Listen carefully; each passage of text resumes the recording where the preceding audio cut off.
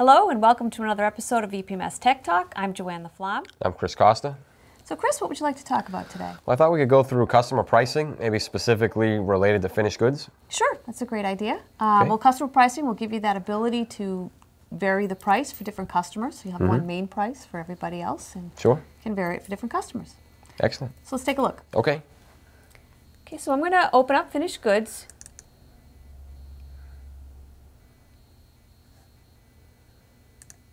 And I'm going to go to an item. I have a notepads category and I have a notepads item here. And with the item highlighted, I can click on the customer pricing button.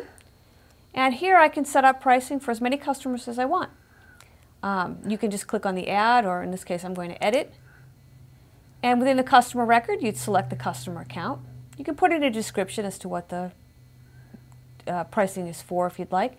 And then you have the ability to put in a discount percentage, or you can even vary the unit cost by putting in a different price grid. So you can see this for this customer 1249T, I put in a discount. For this customer, I have a price grid of $225. And for this customer, I have a price grid of $2. So I can vary it for the different customers.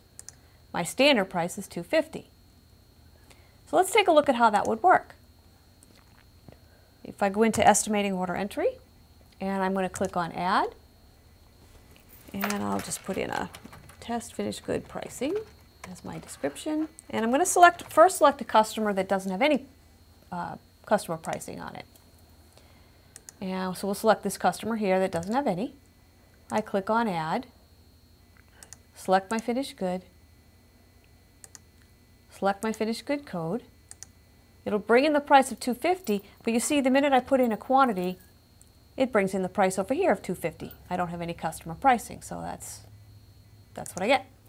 If I now select one of my customers that has customer pricing, we'll start with my EPMS customer. I'll add the component again for finished good. Select my item. We see the $250, but this time when I type in the quantity, it brings in the customer pricing of $225.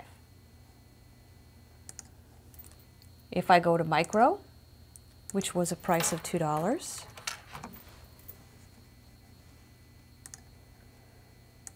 and add my finished good component,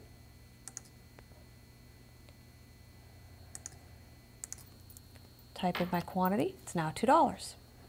My third customer was based off of a discount, which was 40%, so that should come out to be about $1.50.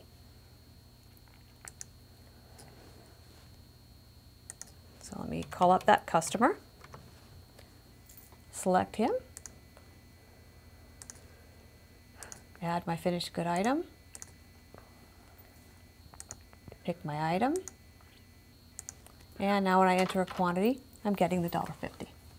Okay. Okay? Good. Now, what if I want to set that up for a group of customers, not just for one specific customer? Okay, sure. You can do that without having to add each individual customer. Let's take a look at that. Sure. So let me cancel out of here. So let's go back into the item, into finished goods. I'm going to select my category, select my item, and click on customer pricing. Now, one way you can do that is by putting in a customer type here. If you have a customer type in the type field, then not only will that pricing work for the customer, but it'll also work for all customers of that type. So you have to select one customer. Right. That customer count's needed. Fair enough, yeah. Yep. And if that customer's in that type, and then you also add the type, it does it for all customers of that type. Excellent. Okay. Let's take a quick look at that. I'm just going to go into estimating order entry and add a customer that's not in the list that we just saw, but has that type associated with them. So here's a customer, I'm sorry, not that customer, this customer, 121 News. Now they were not in that list, but they are also a nonprofit customer, which is my customer type. So if I go into finished goods, select the item again, enter a quantity, and you see it brought in the $225 price instead of the $250. Right. Okay. Great. Okay. Okay. Well, that was fantastic. Are there any other areas other than finished goods where we can set customer pricing too? Sure. You can do it in raw inventory, and you can do it in processes. Let's just take a quick look at that. So if I go into the inventory module and highlight an item, no matter what it is, you'll get a customer pricing button, and it will look exactly like finished goods with the same exact fields. Also, if I go into file maintenance and I go to any process, pre-press, press, post-press, excuse me, at the bottom here, as you highlight the process, there's a customer pricing button. You can click on add. Again, you get the same fields. If you set up a process with a price grid, you can use the price grid. If you set up a process with an hourly rate, you can use a discount. Super. Okay. Okay, makes sense. Other questions? No, that's great. Well, thank you. All right, thank you. And thank you for joining us for another episode of EPMS Tech Talk. I'm Joanne LaFlamme. I'm Chris Costa. Please look forward for more to come.